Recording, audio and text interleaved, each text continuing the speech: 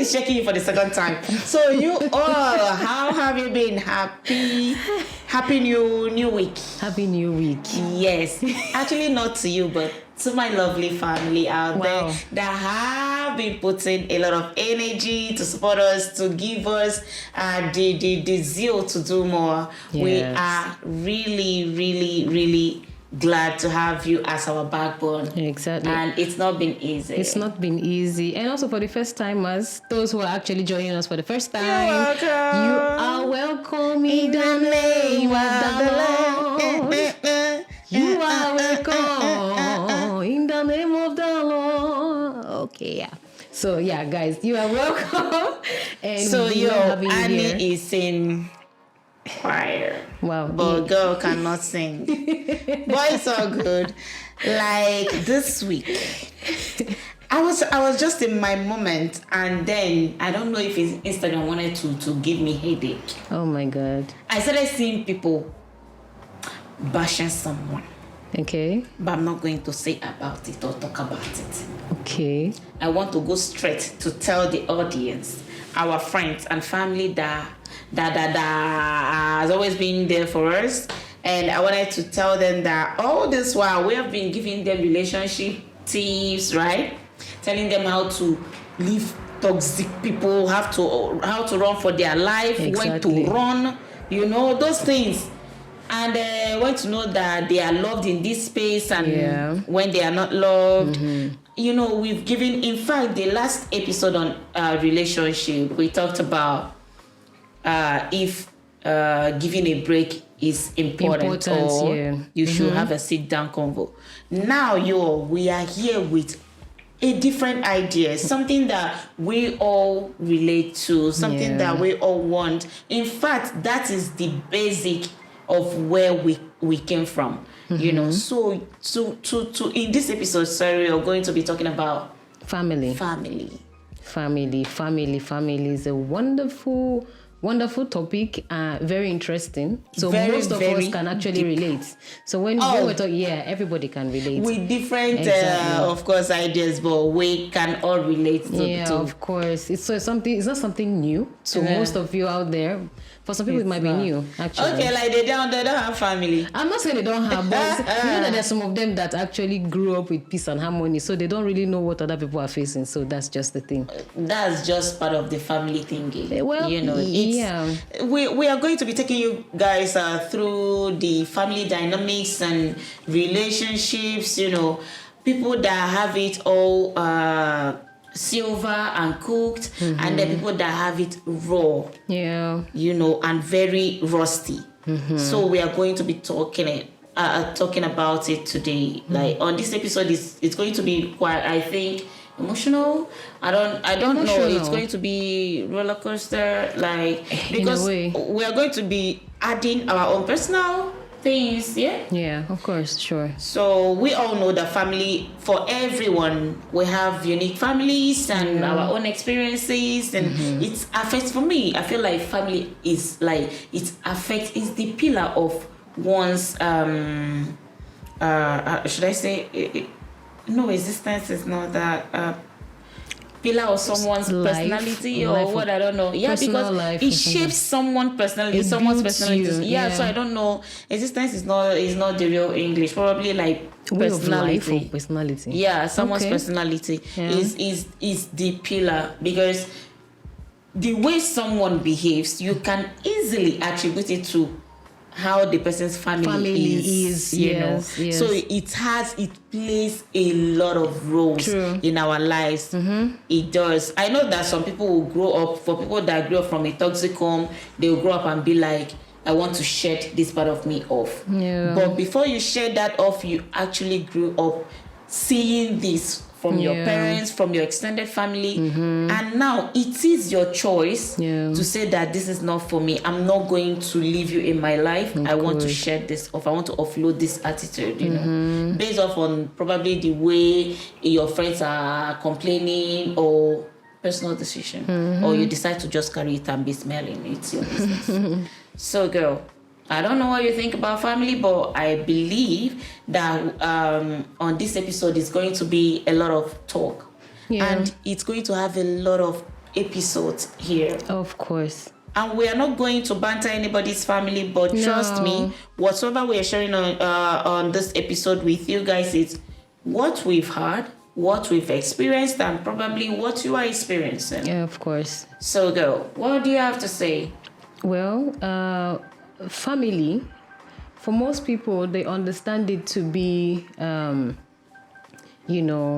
father, mother, children. I think it goes way beyond. Yes, it goes way beyond that, because of course you can build a family outside your own family, you understand? So, yeah, but for some people, they didn't grow up in that situation of father, mother, and, child. They grew up in a situation of uncle posing as the dad, and then maybe their auntie posing as the mom. Most of them they grew up without their parents or something like that, and some of them grew up like in their uncle's house, maltreating them and everything and stuff like that. So it varies in different ways. The thing is, family, aside that we are talking about your direct family, you can also create family outside of this. Yes. There are times that people actually decide to make their friends their family. Yeah.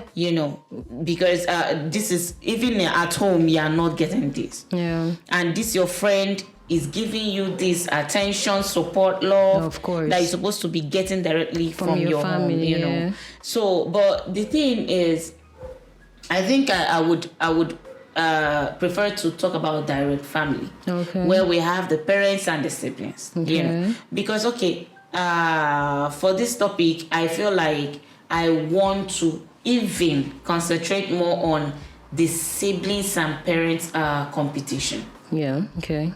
So we all know that and favoritism. Yeah. I don't think it's a normal thing for parents to have favorite children, favorite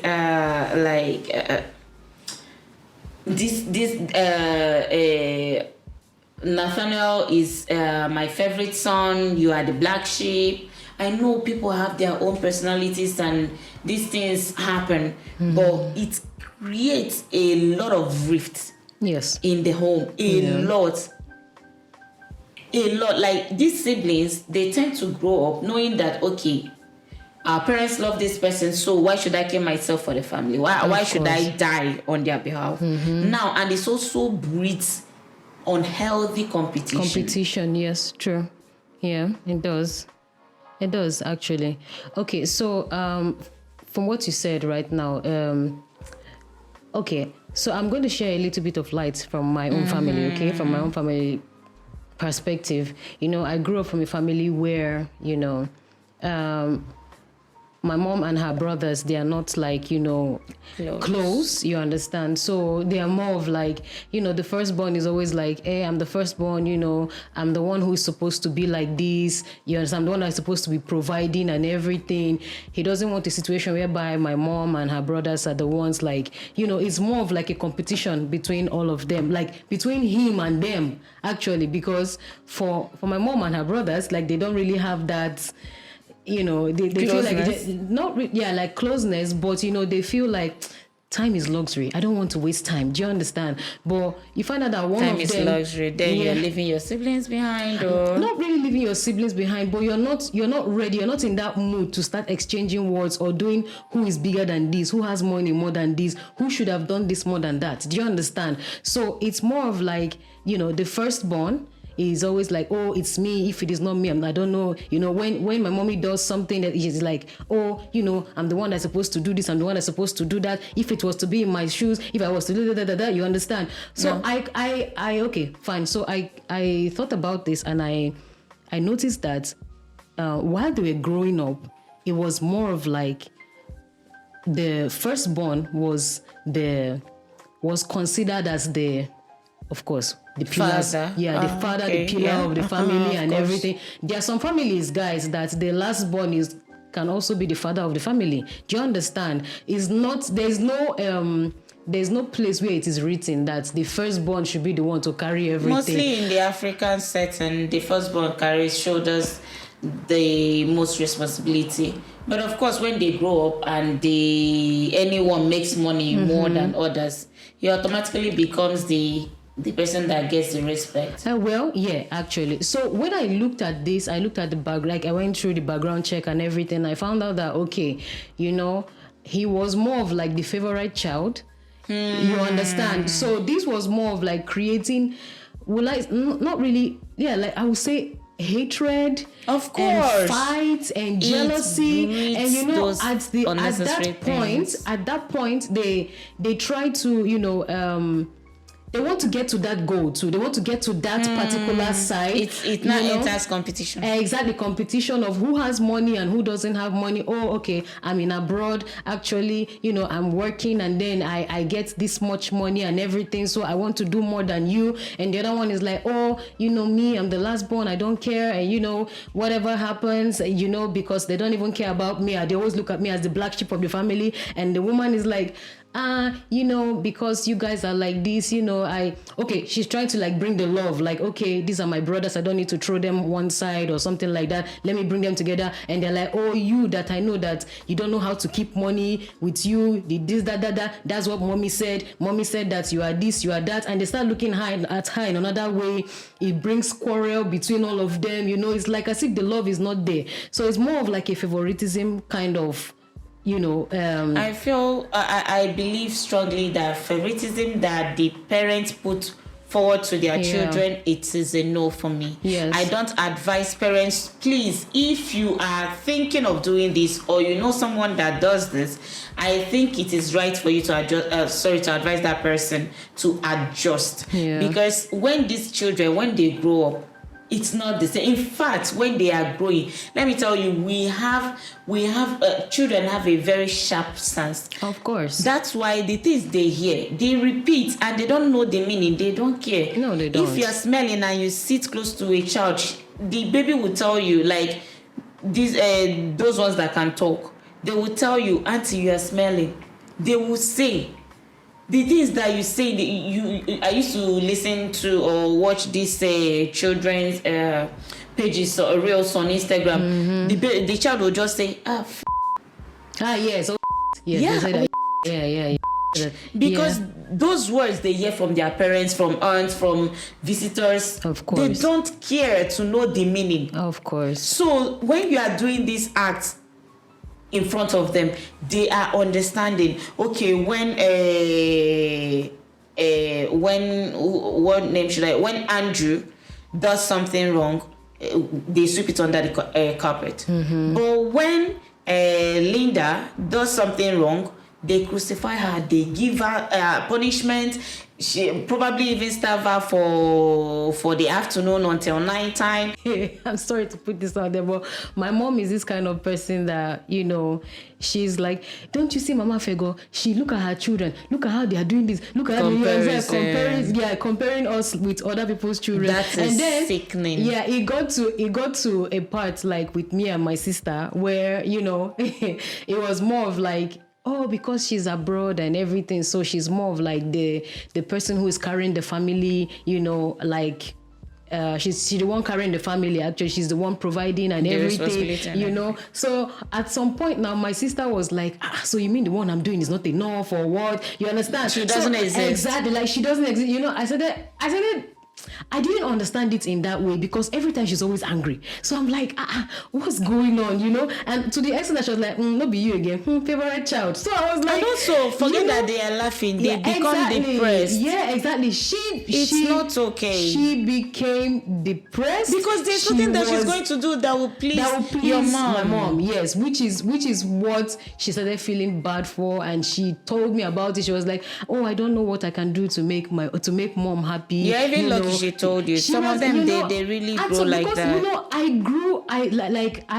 I got to understand her in a way. Like I got to hear her own side of the story. I got to talk to her because I was not able to talk to her. But you wouldn't say that you didn't notice that, okay, you were getting the favorite. Yeah, I didn't notice. Thingy. I didn't notice at all. I was just feeling that it was coming from a place of hate, but I didn't know the background of everything that was going on. Do you get my point? So I was like, okay, let's try and do this again. Let's try and construct the family tree. And guys, it's going on well right now, because so you see that part that I said, that you grow up and you feel like, okay, I want to shed off this part of me. It's not working. Exactly. People are complaining. I myself, it's like a because, disease. I do not want it. Somehow, guys, it's somehow for you to grow up with your siblings and you are fighting with them.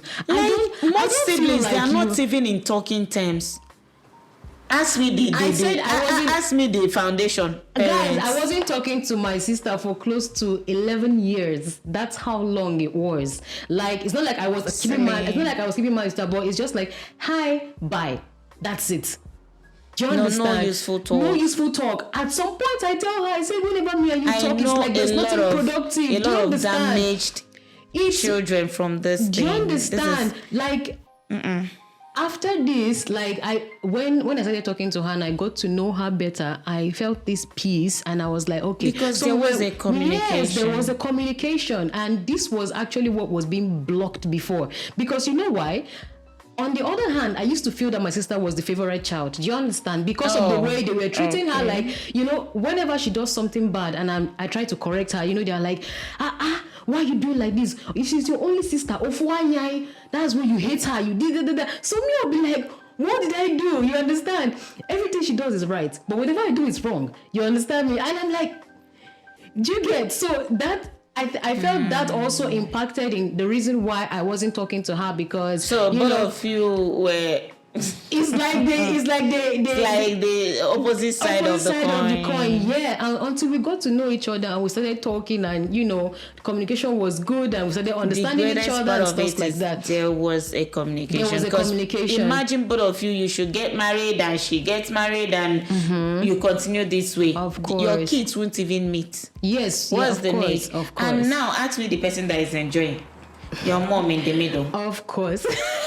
Exactly. I mean, it's not okay. Exactly. I don't know what parents try to achieve. It's not good to sow a seed of discord. That's not nice. It is terrible. It's not good to sow a seed of discord. And when you're doing it, I feel like some of them, when they are doing it, they feel like, okay, I'm doing this because maybe if I tell you how hard your sister or your brother is working, you are going to wake up and do more. You must understand that your children have different strengths. And they are created differently despite coming from the same womb, but people are different. Yes. They are going to be different people. And their temper is different. You might have a cool-headed brother, but the other brother is so hot-tempered. Like, the friends will visit and, are you people siblings? Yeah. So you're not going to. I don't feel it's the right thing to compare your children or to put them in a space where they have to compete to survive. It's crazy. They don't have to compete for your love. They don't have to compete for your attention, and they don't have to compete to survive. I feel like as a parent, you should love your children equally.